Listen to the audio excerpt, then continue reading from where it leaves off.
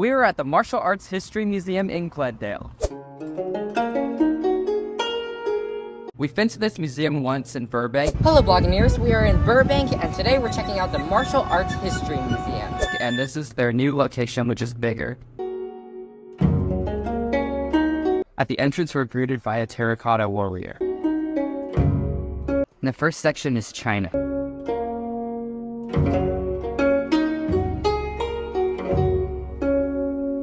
Look at this monkey pose for Kung Fu. They're demonstrating Kung Fu moves. And it looks a lot more interesting than what we do at Taekwondo, because at Taekwondo it's just kicking.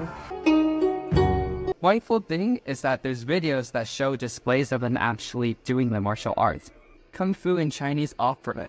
But we were in Taiwan, we saw a Chinese opera. I think the scariest part about Kung Fu is that they actually use weapons. It's not just like your hand and your seat. You actually have these lethal weapons. Oh, Japan!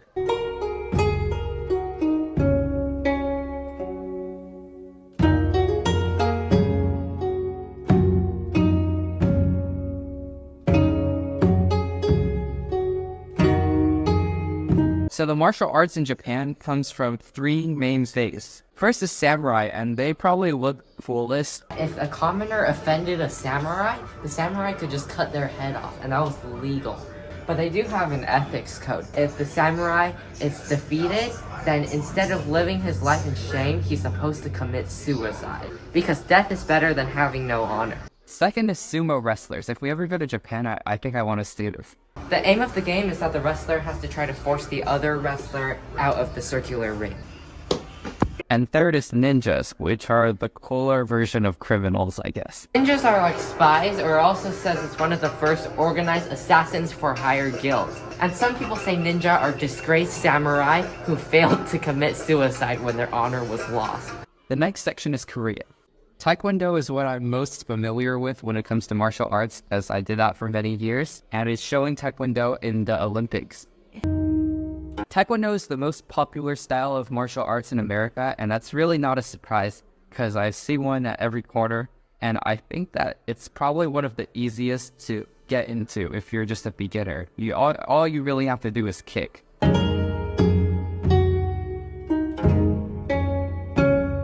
This section is on Thailand, and one style they use is Muay Thai, which involves a lot of elbows and knees.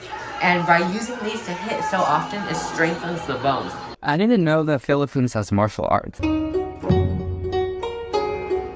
Magellan. I know who Magellan is. It's the Strait of Magellan at the bottom of South America. He was a Spanish explorer, and I guess he found the Philippine Islands, but then a sword killed him. This is the same type of sword that killed Magellan.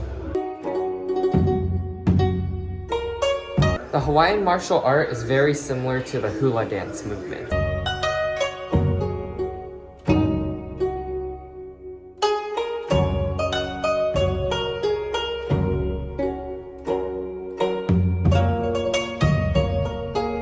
In this theater, they're showing clips from different martial arts movies. Elvis did karate. He earned a black belt.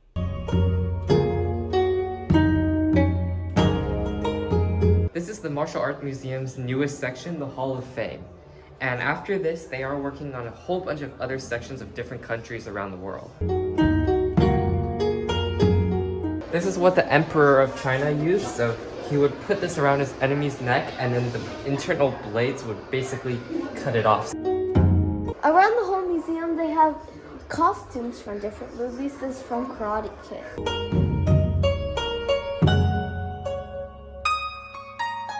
This is another section they didn't have in the old museum, is Bruce Lee.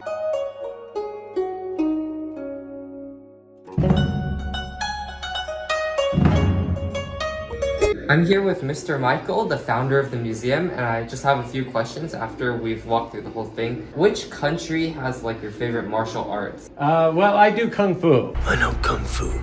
That's what I do. You know, I've done karate, I've done judo, I've done different martial arts, but Kung Fu has been my main art.